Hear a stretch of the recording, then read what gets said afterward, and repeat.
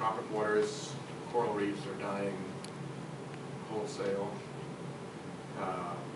In the temperate seas, our fisheries are getting clobbered to where we've got an 80% reduction in some of the, most of the major pelagic species.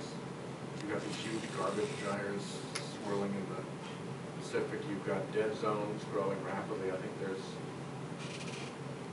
I'm not going to figure off the top of my head, but there's hundreds of miles of dead zones in the ocean now where it's not oxygenated, can't support life. And then across the board comes acidification. And we are at carbon concentrations in the atmosphere that are outside of a bandwidth that the species has lived in for 800,000 years.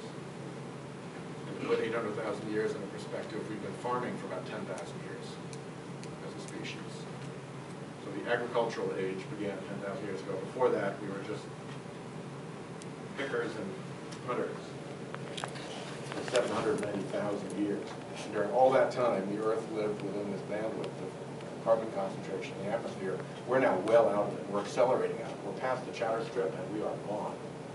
And that is moving into the ocean in terms of pH.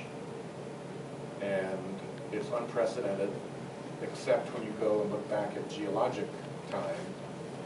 And there the precedents are unhappy ones because they are associated with massive ocean die-offs. So species turnover. So I can remember as a kid pouring through like the National Geographic magazine, and they had these wonderful drawings of all the creatures of the ocean back before the, I'm not geologic, so I remember the Permian,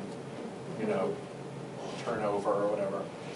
And you've never seen anything like them before, and they all died, and you started all over, and you got a whole different set of creatures in the sea.